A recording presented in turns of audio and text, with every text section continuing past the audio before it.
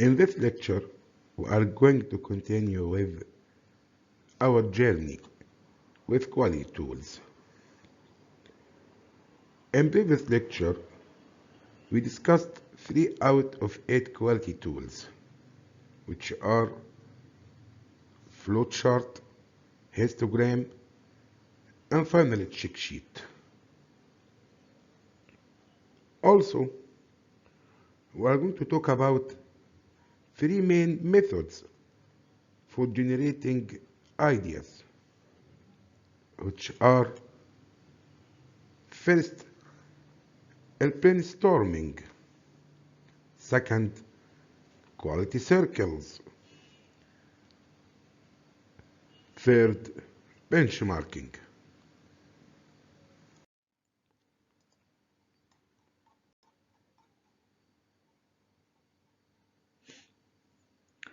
Pareto analysis. Pareto analysis is a technique for focusing attention on the most important problem areas. The Pareto concept is that relatively few factors generally account for a large percentage of the total cases. The cases may be complaints, for example, or defects or problems. The idea here is to classify the cases according to degree of importance and focus on resolving the most important and leaving the less important. Often referred to as the 80-20 rule. The Pareto concept states that approximately 80% of the problems come from 20% of the items. For example, 80% of machine breakdowns come from 20% of the machines. Another example, 80% of the product defects come from 20% of the causes of defects.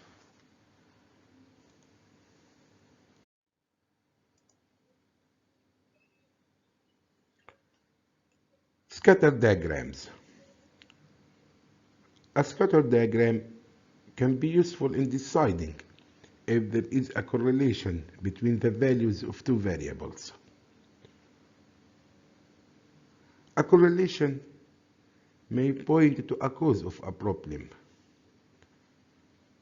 The figure you see shows an example of a scatter diagram.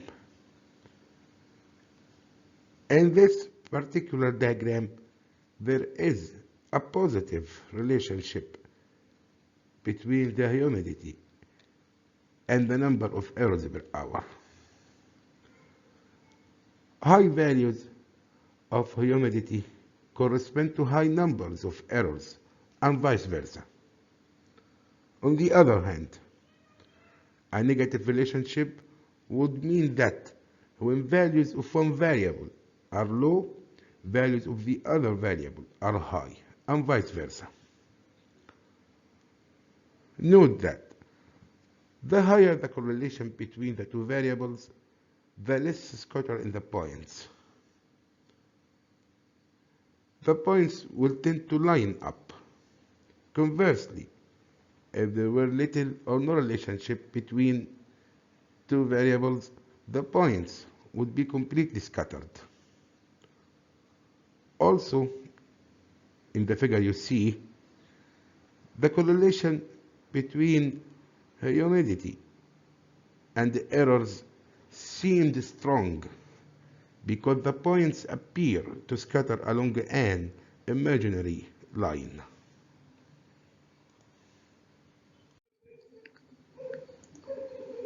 Control charts. A control chart can be used to monitor a process to see if the process output is random. Also, it can help detect the presence of correctable causes of variation. The figure you see illustrates a control chart. Control charts also can indicate when a problem occurred and give insight into what caused the problem.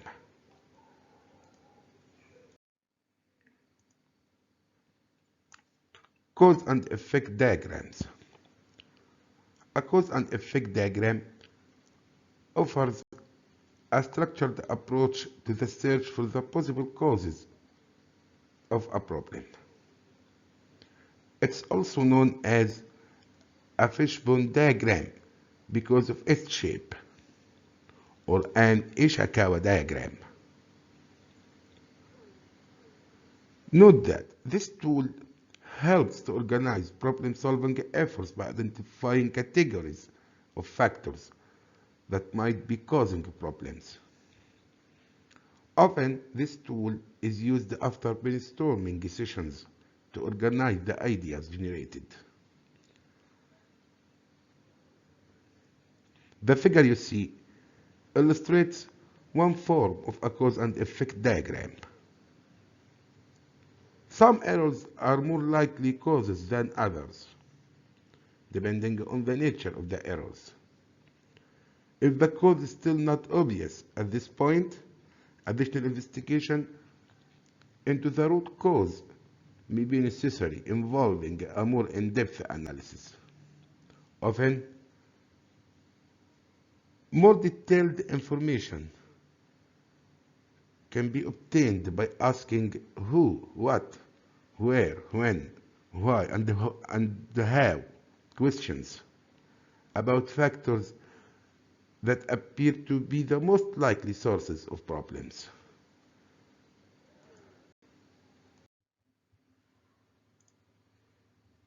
Run charts.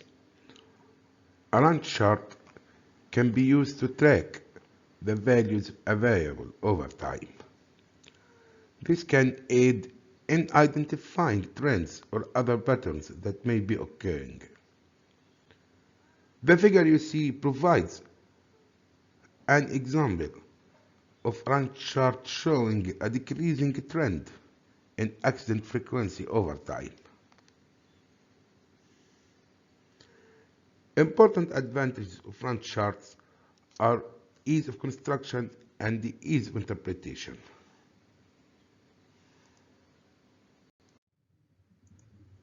Methods for generating ideas. Some additional tools that are useful for problem solving or for process improvement are brainstorming and quality circles and benchmarking.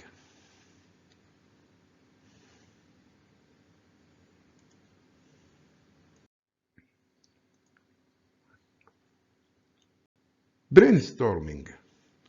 Brainstorming is a technique in which a group of people share thoughts and ideas on problems in a relaxed atmosphere that encourages unrestrained collective thinking. The goal is to generate a free flow of ideas on identifying problems and finding causes and finding solutions and ways to implement solutions. In successful brainstorming, criticism is absent. No single member is allowed to dominate sessions. And all ideas are welcomed, of course. Structured brainstorming is an approach to assure that everyone participates.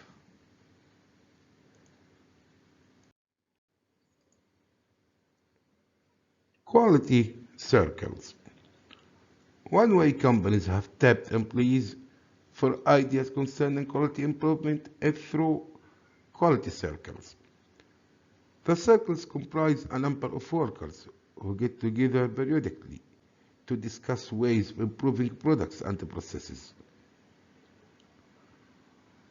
Not only are quality circles a valuable source of worker input, they also can motivate workers if handled properly by demonstrating management interest in worker ideas, of course.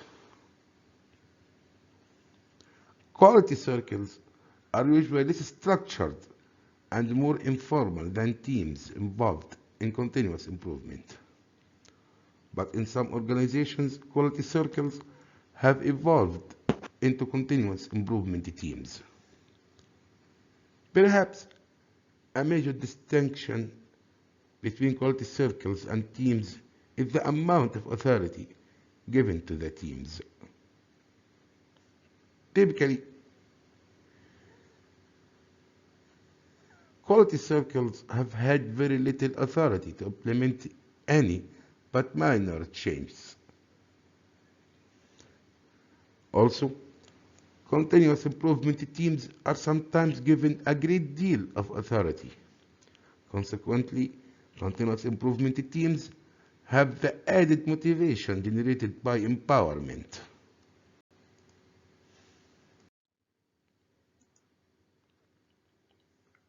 Benchmarking. Benchmarking is an approach that can inject new energy into improvement efforts. Benchmarking can be defined as the process of measuring an organization's performance on a key customer requirement against the best in the industry or against the best in any industry. Its purpose is to establish a standard against which performance is judged and to identify a model for learning how to improve. Also, a benchmark demonstrates the degree to which customers of other organizations are satisfied. Once a benchmark has been identified, the goal is to meet or exceed that standard through improvements in appropriate processes.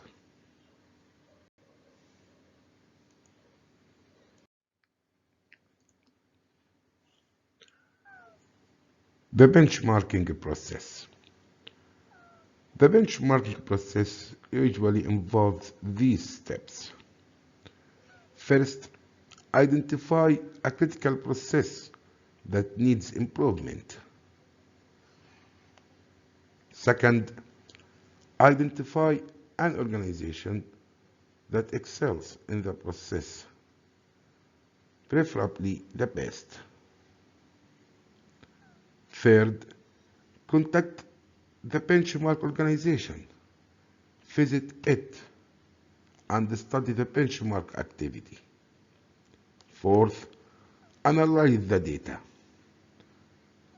Fifth, improve the critical process at your own organization.